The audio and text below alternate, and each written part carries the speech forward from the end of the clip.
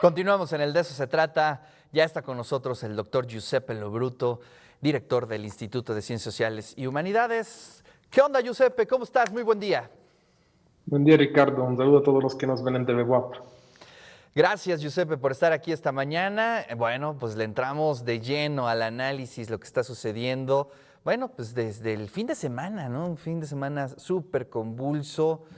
Ya estamos viendo las reacciones de Israel ante este ataque terrorista en su territorio, pero bueno, hay antecedentes y hay cosas que se necesitan explicar para entender lo que vivimos este fin de semana, Giuseppe. Totalmente, Ricardo. Creo que entender lo que está sucediendo nos obliga a pensar, repensar esta historia desde, digamos, los últimos por lo menos 130 años y a partir de 1948 con la creación ficticia de los dos estados de Palestina e Israel. Pero de todas formas, yo creo que aparte del análisis, digamos, con perspectiva histórica, es importante verlo coyuntural de este año. La conformación por parte de Netanyahu de un gobierno de extrema derecha, el más gobierno de derecha que ha tenido Israel en su historia. En segundo lugar, el probable acuerdo diplomático entre Arabia Saudita e Israel. Y en tercer lugar, los 50 conflictos que ha habido desde 2008 hasta la fecha en Gaza, después que Gaza pone de lado Hamas pone de lado a Fatah, que es el otro grupo del cual es líder el jefe de digamos, de la organización palestinesa que se llama Abu Mazen, y son 50 conflictos desde 2008 a 2023, el más fuerte en 2021. También, como comentábamos antes de la transmisión, es un conflicto no solo, digamos, regional, sino tiene efecto a nivel mundial, porque se escribe dentro de unas tensiones a nivel global entre Estados Unidos e Irán, por ejemplo. Irán, que ha sido invitado también a ser parte de los BRICS. Y también, como último punto de esta primera intervención, es muy interesante ver las declaraciones de los países del sur del mundo que condenan el ataque de Hamas, pero que al mismo tiempo digamos, no propugna el uso de la fuerza por parte de Israel, sino que se llegue rapidísimo a un acuerdo de paz que pueda, digamos, restablecer las resoluciones de la ONU que desde 1948 y sobre todo después de la Guerra de los 6 Días en 1968 y sobre todo después de 1973 se debería de establecer la creación de dos estados, el de Palestina y el de Israel. Y acordemos que en 1993, después de los acuerdos de Camp David, también se debía en 1998 haber dado la posibilidad de crear el Estado de Palestina. Esta es una cuestión muy compleja, pero lo que sufre en la humanidad son los niños, son las mujeres, son todos los seres humanos que están viendo la escalación de un conflicto que puede tener grave consecuencia para la humanidad. A ver, Giuseppe, acláranos un poco, que creo que es ahí donde tenemos un vacío, la mayoría de la gente. Si bien, digamos, el conflicto se ha mantenido vivo durante todos estos años, ha tenido, digamos, algunos puntos críticos, habíamos vivido, no sé, en los últimos meses quizá una tensión, ¿no? Una tensión de esas que aparentemente se nota una tranquilidad, pero que se estaban preparando estos ataques seguramente.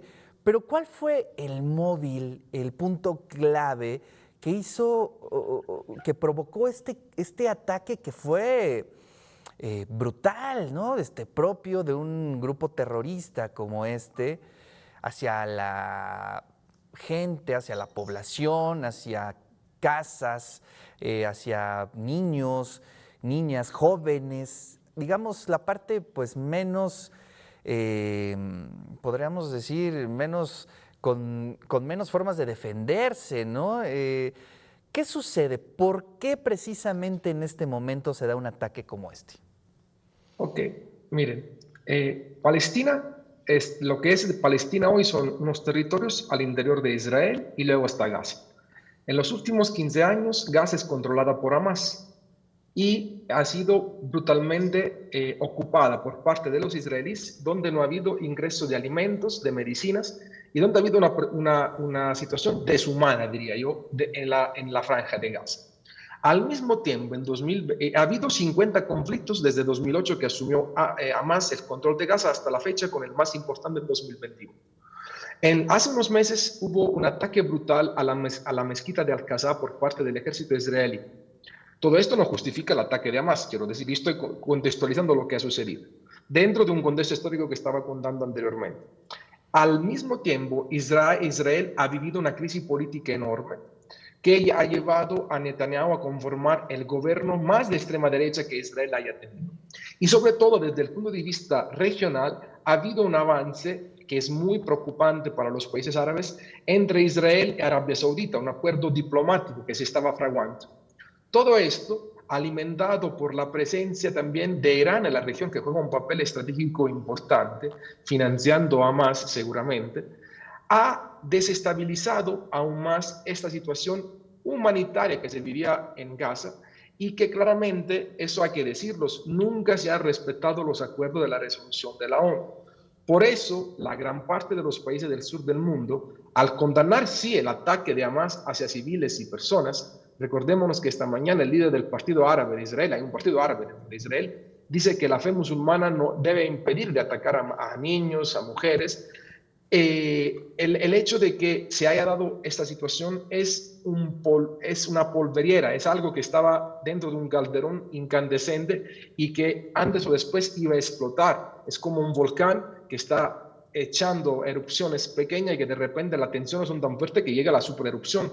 Por esto lo que está pasando hoy no es un simple ataque de Hamas, que además de simple no tiene nada, digamos, porque hizo que entrara en uno de los territorios más blindados que hay en el mundo, que es Israel. Tiene un sistema de seguridad y de inteligencia impresionante. Sin embargo, lo que está sucediendo hoy es un contexto, creo yo, es de desestabilización regional, en un contexto de desestabilización global, que lo vemos también en los conflictos que hay en Ucrania en este momento. Aquí se están utilizando la parte territorial de algunos conflictos históricos, utilizado también por todo el contexto geopolítico global. Este es mi punto de vista sobre la pregunta que tú haces con precisión, ¿por qué ahora y por qué en 2023? Oye, y aparte, tú lo comentabas hace unos minutos de iniciar esta entrevista, ahora viene la escala internacional, ¿no? Ya vimos las reacciones de Estados Unidos, de la Unión Europea, de otros países. ¿Para dónde puedes observar que va este conflicto, Giuseppe?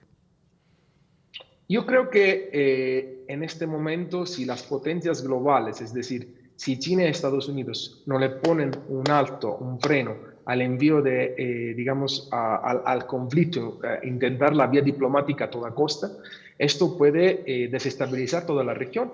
Acordémonos de lo que pasó con la guerra de 6 días, en el cual Israel derrotó a la Liga Árabe, conformada por todos los países árabes que estaban en esa región. Acordémonos que al lado está Siria, que ha vivido un contexto brutal de guerra en los últimos años.